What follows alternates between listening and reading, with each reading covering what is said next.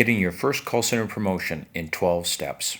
It's amazing to me that this is one of the few remaining industries where there is no real formal education system or structured courses that you can take to learn about the workings of a call center.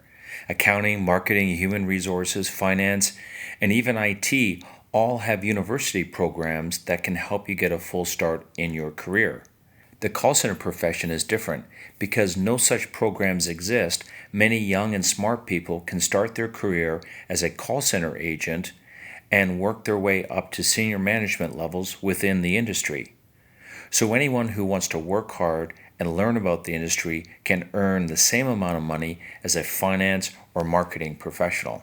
Although I can't tell you all the steps to be a vice president in this video, I'm confident that you will learn some key lessons to get your first promotion. At the end of this video, I will list out some of the key roles in the call center industry and what those jobs typically pay. So here are the 12 steps you need to take. But first, a warning of sorts. If you're looking for an easy answer or immediate results, then stop right here because you won't find it in this video. I wouldn't mislead you. There is no easy or quick way to become a leader. It takes time and effort, but you can do it if you follow these steps. Here are the 12 steps. Number 1, solve the customer's problem. 2, be reliable. 3, know the company standards. 4, know your friendly competition. 5, work unpopular schedules. 6, know what it takes to lead people. 7, stand out by dressing better. 8, be of service to others. 9, never stop learning. 10, improve the business. 11, volunteer. And finally 12, give away everything you know. The first step is to be the person who solves customers' problems. If you are currently a call center agent, I know that's not always realistic to solve every problem for every customer. But if you have that attitude on every call, you will do much better in the job. With that mindset, you will want to find different ways to help every customer you talk to. As you learn how to fix customers' problems, you will become known as the person who knows how to answer all the tough questions. Having this ability will grow your personal reputation and you will get noticed at work. Step 2 has to do with attendance. Be reliable. If you're not reliable, you are not promotable. It is that simple. Work your assigned shifts and don't be late. As people begin to rely on you because of your great knowledge, you cannot afford to let them down. Don't let your team leader down or your supervisor down, because once you become a team leader or a supervisor, you cannot afford to let your agents down. Being reliable is very, very important. Step number 3 is knowing exactly what the company's standards are regarding how long you should spend on calls or how important it is to adhere to your schedule. Transfer rates, sales rates, first call resolution, voice of the customer, whatever the measure is, you should know it and be able to achieve it. These measures are usually important for the company to achieve as it helps to meet commitments to the customer. Because of that, it's important for you to achieve them as well. If you want to lead a team of agents, they will need your guidance and your knowledge. If they can do the job better than you can, then it will be hard for them to see you as the leader.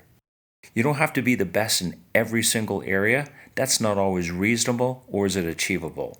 But being top 10 in customer satisfaction, AHT, or attendance would probably be a very good place to start.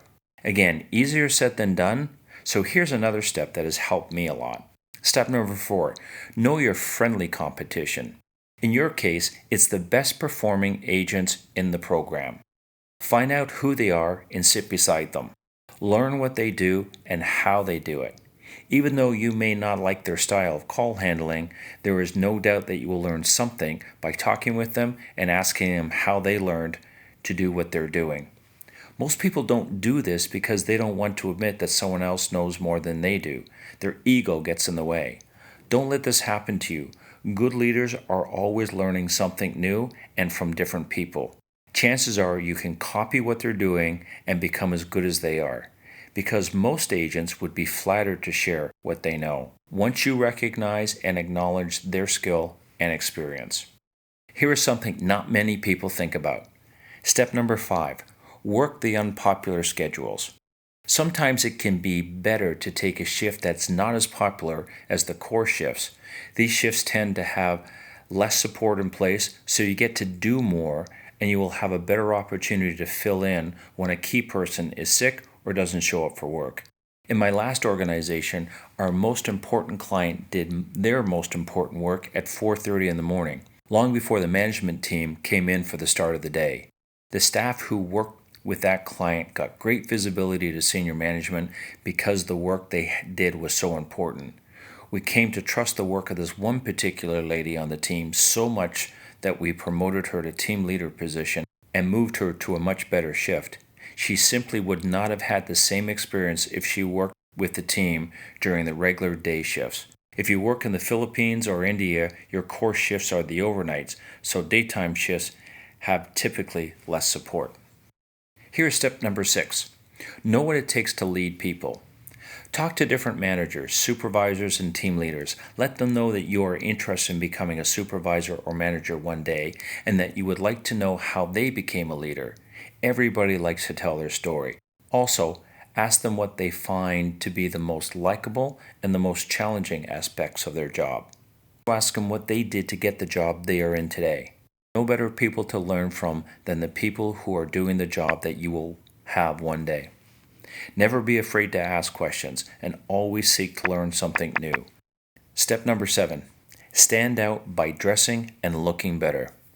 Neat, tidy, clean business dress tells others that you care about you.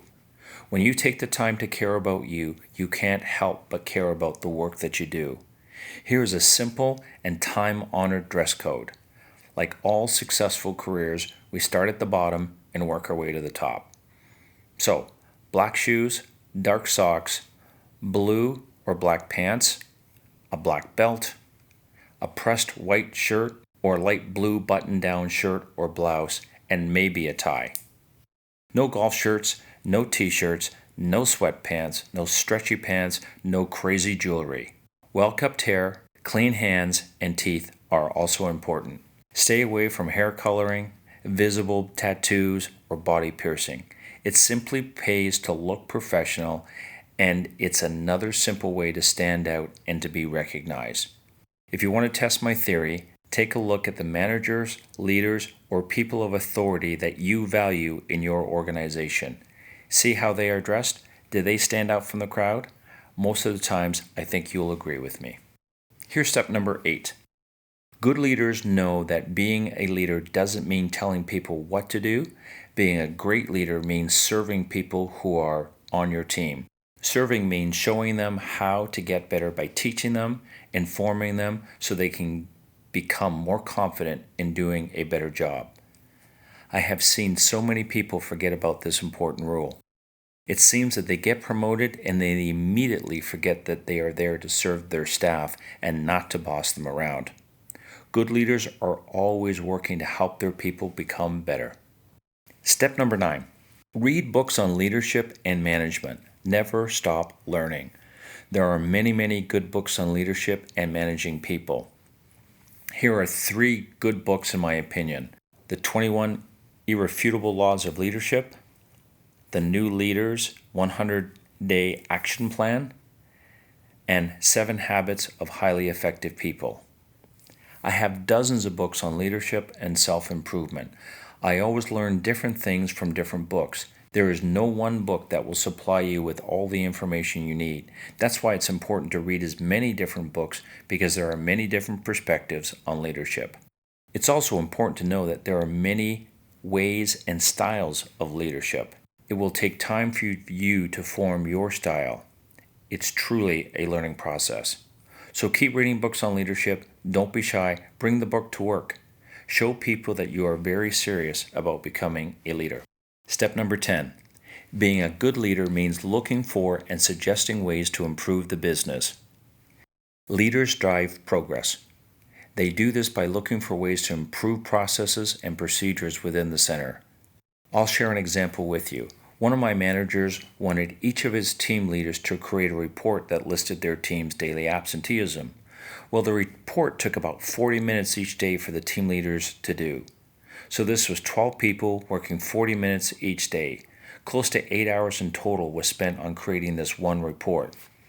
Well, one of the team leaders went to the reporting team and got them to create the same report in less than an hour. Because of that, everyone in the center got an extra 40 minutes back in their day, all thanks to one team leader who was willing to find a better way of doing the same report. Always question why things are done the way they are. Sometimes there are very good reasons, but many a time there are no reasons at all. Those are the areas for improvement. Either way, you will learn something, and the odds are great that you will help to improve the business simply by looking for a better way.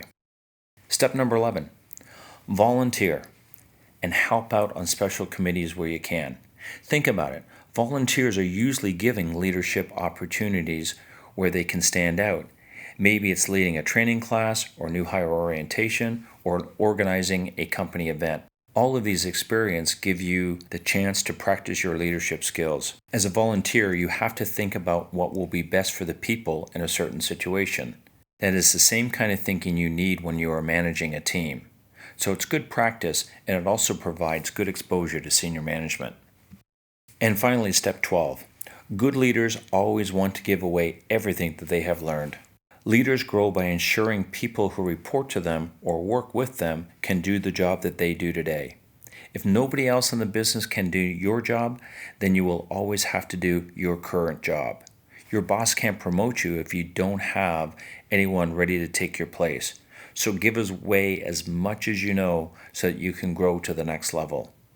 If you can show your boss that you have someone to take your place, you make it easy for him or her to promote you to another level because there's always some person who's available and qualified to replace you.